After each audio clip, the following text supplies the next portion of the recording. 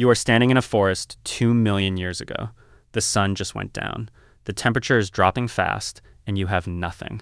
No lighter, no matches, no flashlight. Just darkness closing in around you and the sounds of things moving in it. Somewhere out there is a saber-toothed cat that can see perfectly in the dark. You cannot. So what do you do? For nearly 1 million years, the answer was nothing. You freeze in place and you wait for morning.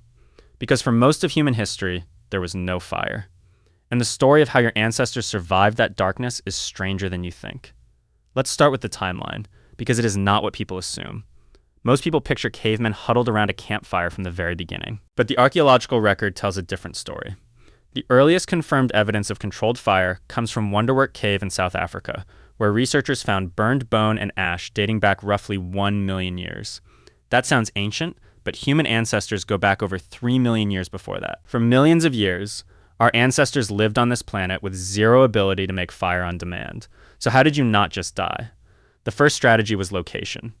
Early humans in Africa lived near the equator, where nighttime temperatures rarely dropped low enough to kill an exposed body outright. Anthropologists studying tribes that lived without fire, like some groups on the Andaman Islands observed by British colonial researchers in the 1800s, found that humans can survive surprisingly cold nights using nothing but body fat, shelter, and huddling together in groups. Shared body heat from a tight group of 10 or more people can raise the effective temperature inside a shelter by several degrees.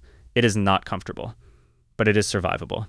The second strategy was shelter itself. In 2018, archaeologists in Israel uncovered a site called Qesem Cave, where early humans had constructed windbreaks from branches and animal hides more than 300,000 years ago, right around when fire use became more consistent. But even before that, researchers believe early humans used natural rock overhangs and dense vegetation to block wind, which does more to prevent hypothermia than raw temperature alone. The third strategy, and the one that actually kept you alive at night, was your group. This is the part almost nobody expects. Predators like leopards and hyenas are ambush hunters. They rely on catching something alone and vulnerable. A group of 20 or 30 humans, even unarmed, pressed together in a tight formation, is a much harder target than a lone sleeping body. Researchers studying modern hunter-gatherer sleep patterns, including work by anthropologist Carol Worthman, found that pre-industrial human groups often slept in overlapping shifts, meaning someone was always semi-awake, listening. Total darkness with total silence almost never happened. There was always a set of ears on duty. Now here's where it gets interesting. Around 1.5 million years ago, something changed in the human body that had nothing to do with fire directly, but everything to do with surviving without it.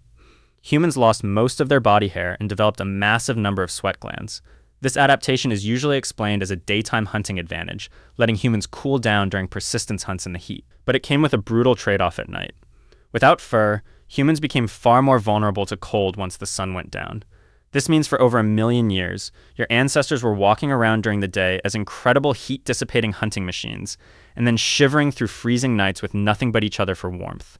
That trade-off might explain something deeper. Some researchers argue this exact vulnerability is what forced human social bonds to become so intensely cooperative in the first place. A chimpanzee can sleep alone in a tree relatively safely. A hairless, night-blind human on open ground cannot. You needed your group to survive until morning, every single night, for 1 million years. That is not a minor detail. That is potentially the evolutionary pressure that built human cooperation itself. Then, somewhere between 1 million and 400,000 years ago, everything changed. Fire became something humans could not just find, but make. And once that happened, the group did not become less important.